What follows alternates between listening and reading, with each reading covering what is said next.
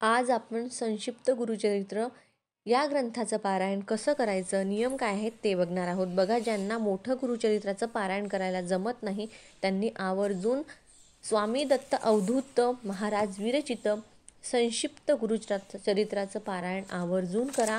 खूप छोटंसं आहे, खूप साधं आहे. 60 रुपयाचं ग्रंथ आहे. फक्त तुम्ही केंद्रातून किंवा कुठल्याही जवळच्या धार्मिक पुस्तक जिथे मिळतात तिथून तुम्ही घेऊ शकता. या ग्रंथाचे नियम यामध्ये दिलेले आहेत, पण मी तुम्हाला ते स्पष्ट करून सांगते. या ग्रंथामध्ये स्पष्ट दिलेलं आहे की हा ग्रंथ स्त्रिया वाचू शकतात. बघा, मोठं गुरुचरित्राचं पारायण करताना खूप नियम पाळावे लागतात, वेळ नसतो, त्यामुळे ते करणं जमत नाही. म्हणून हे संक्षिप्त गुरुचरित्र दिलेलं आहे. यामध्ये सुद्धा तसंच आहे, तुम्ही वाचत गेला तर तुम्हाला कळेल. बघा, मी तुम्हाला सांगते की हा ग्रंथ आता तुम्ही तुमचं जे काही इच्छा असेल, मनोकामना असेल, त्यासाठी तुम्ही या ग्रंथाचे 7 पारायण, 9, 11, 21 या पद्धतीने करू शकता. बघा, पहिला नियम तर याचा हा आहे की जेव्हा तुम्ही पारायणाला बसाल तेव्हा एक पाठ असावा. पाटावरच हा ग्रंथ ठेवून तुम्हाला वाचायचा असतो, हातात घेऊन वाचायचा नसतो. त्याचबरोबर तुम्ही जर पूजा मांडणी तुम्हाला जमत असेल तर तुम्ही आवर्जून करा. मी म्हणेल तुम्ही एक छोटासा पाठ घ्या, त्यावर तुम्हाला कलश स्थापना करू शकता तुम्ही. त्याचबरोबर दत्त महाराजांचा फोटो असेल तर तो तुम्ही ठेवायचा आहे.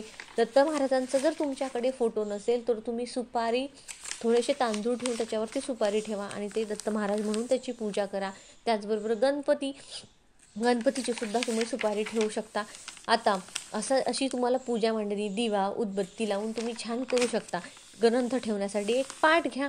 पाटावरती बघा ग्रंथ ठेवायचा असतो, त्यावरती थोडासा एक कापड टाका आणि नंतर ग्रंथ ठेवा. आणि तुम्हाला एक सांगते, बसताना तुम्हाला उत्तर आणि उत्तरेला किंवा पूर्वेलाच तोंड करून बसायचं असतं हा ग्रंथ वाचताना. त्याचबरोबर तुम्हाला ग्रंथ वाचण्यापूर्वी बघा, सोवळं ओढाची गरज नाही आहे, पण धुतमस्तच तुम्हाला धुतलेले कपडे घालायचे असतात. तुमची ग्रंथ वाचण्याची वेळ जी आहे ती ठराविक वेळ असायला हवी. सकाळपासून संध्याकाळपर्यंत तुम्ही ग्रंथ वाचू शकता, पण दत्त महाराजांच्या भिक्षेची वेळ आहे 12 ते 12:30. या वेळेमध्ये तुम्ही ग्रंथ वाचू शकत नाही. तुम्ही तसा सकाळीही वाचू शकता किंवा संध्याकाळी वाचू शकता, मात्र तुमची वेळ चुकता कामा नये. बघा, कुठलाही ग्रंथ म्हणजे दत्त महाराजांचा हा जो ग्रंथ तुम्ही वाचणार आहात त्याची वेळ तुम्हाला चुकवायची नाही. आज जर तुम्ही 10 वाजता बसलात सकाळी, तर उद्या तुम्हाला 10 वाजताच, म्हणजे 7 दिवसाचं पारायण असो, 11 असो, 21, तुम्हाला वेळ तीच ठेवायची आहे. आणि त्याआधी बघा, तुम्हाला संकल्प करायचा असतो. संकल्प कसा करावा याचा व्हिडिओ आपल्या चॅनलवर आहे, पण तरीसुद्धा सांगेन की उजव्या हातामध्ये 2 पळी पाणी घेऊन, हळदी कुंकू अक्षत फूल घेऊन तुम्ही दत्त महाराजांना प्रार्थना करायची आहे की मी तुमची सेवेकरी आहे, मी तुमचा हा ग्रंथ वाचत आहे, किती दिवसांसाठी वाचत आहे ते सांगायचं आहे. त्याचबरोबर कशासाठी वाचत आहात ते सुद्धा तुम्हाला सांगायचं आहे. संकल्प सोडायचा आहे. संकल्प हा एकदाच सोडायचा असतो आणि तो पहिल्या दिवशी सोडायचा असतो, ग्रंथ हातात घेण्यापूर्वी, आधी म्हणजे. तर असा संकल्प सोडून तुम्हाला ते पारायण करायचं असतं. आता याचे नियम काय, तर बघा, पूर्णपणे तुम्हाला मांसाहार टाळायचा आहे. तुमच्या घरामध्ये मांस शिजणार नाही याची तुम्हाला काळजी घ्यायची आहे. त्याचबरोबर मी तर म्हणेल की घरातल्या व्यक्तींनाही तुम्ही सांगा की खाऊ नका या दिवसांमध्ये. त्याचबरोबर तुम्हाला ब्रह्मचर्याचं पालनसुद्धा करायचं आहे. त्याचबरोबर तुम्हाला जमेल तर तुम्ही परान्न टाळा. परान्न म्हणजे दुसऱ्याच्या घरचं खाऊ नका. मग तुम्ही बाहेरून पैसे देऊन विकत आणून तुम्ही खाऊ शकता, पण कुणाच्या घरी गेल्यानंतर तुम्ही ते खायचं नाही आहे.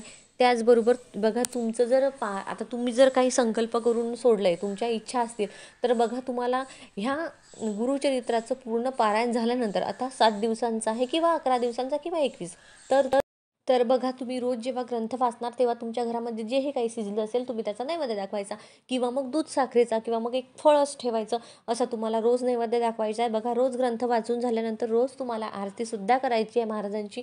त्यानंतर शेवटच्या दिवशी बघा, तुम्हाला जमलं तर घेवड्याच्या भाजीचा भाजी तुम्ही करा महाराजांच्या आवडीची. त्यानंतर तुम्ही वरण भात भाजी पोळी तुमच्या घरामध्ये जेही शिजेल त्याचा तुम्ही नैवेद्य दाखवा.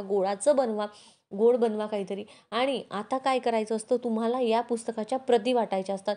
तुम्ही म्हणजे प्रती का वाटायच्या असतात, तुम्ही आता जेवढे केले, तुम्ही 11 प्रती, 7 प्रती, तुम्ही जेवढे पारायण केले तेवढ्या प्रती तुम्हाला वाटायच्या असतात, किंवा मग तुम्ही 11 वाटल्या तरीही चालेल.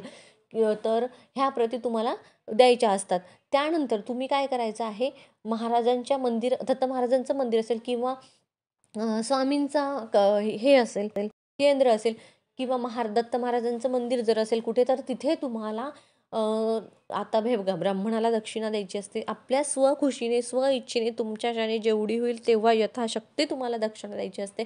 त्याचबरोबर दान करायचं असतं, म्हणजे गरजू व्यक्तींना तुम्हाला अन्नदान करायचं असतं. म्हणजे खूप लोकांना जेव घाला असं नाही, पण तुमच्याकडनं जेवढं होईल, ज्यांना खरंच खूप गरज आहे त्यांना तुम्ही दान करायचं आहे. ह्या पुस्तकांच्या प्रती तुम्हाला जेवढ्या जमेल तेवढ्या 9-11 या पद्धतीने तुम्ही वाटू शकता.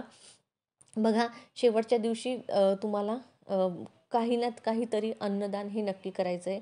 आणि त्याचबरोबर ब्राह्मणाला दक्षिणा म्हणून तुम्ही किंवा मग पेटीमध्ये सुद्धा टाकू शकता किंवा मग गरजू व्यक्तीला देऊ शकता. असं तुम्हाला याची सांगता करायची आहे या पारायणाची. बघा, खूप लोकांना खूप चांगला गुरुचरित्राच्या पारायणाचा अनुभव आलेला आहे. आपल्याला जर एखाद्या गोष्टीचा मार्ग सापडत नसेल, तर तो तुम्हाला सापडतो. या चरित्रामध्ये हे सुद्धा सांगितलेलं आहे, जर ज्यांना संदेश ऐकण्याची म्हणजे ऐकू येतात असं भक्तांचं म्हणणं आहे, तर गुरुचरित्राचं पारायण चालू असताना डाव्या कुशीवर जर झोपलं तर महाराजांचा संदेश सुद्धा ऐकू येतो, असं सुद्धा या ग्रंथामध्येच सांगितलं गेलेलं आहे. या ग्रंथाचे खूप कठीण असे काहीही नियम नाही आहेत आणि हा ग्रंथ कुणीही वाचू शकतं.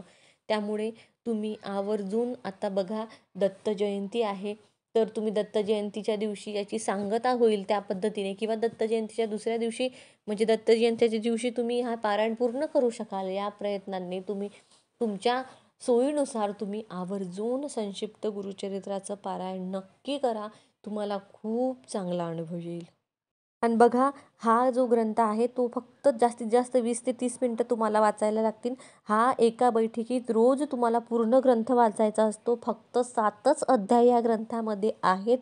लक्षात घ्या, एका बैठकीत हा पूर्ण ग्रंथ वाचायचा असतो. ग्रंथ वाचताना कुणाशी बोलायचं नाही. पूर्ण ग्रंथ होईपर्यंत इकडे तिकडे डोकवायचं नाही, फक्त ग्रंथ वाचायचा. हा ग्रंथ एकाच बैठकीत एका वेळी रोज तुम्हाला वाचायचा असतो. फक्त 7 अध्याय आहे, 20 ते 30च मिनटं लागतील. जेवढे दिवस पारायण करणार आहात, जेवढे दिवस ग्रंथ वाचणार आहात, रोजच हा तुम्हाला ग्रंथ पूर्ण वाचायचा असतो. आणि रोजच तुम्हाला महाराजांची आरतीसुद्धा करायची असते. हे तुम्ही सगळ्यांनी लक्षात घ्या.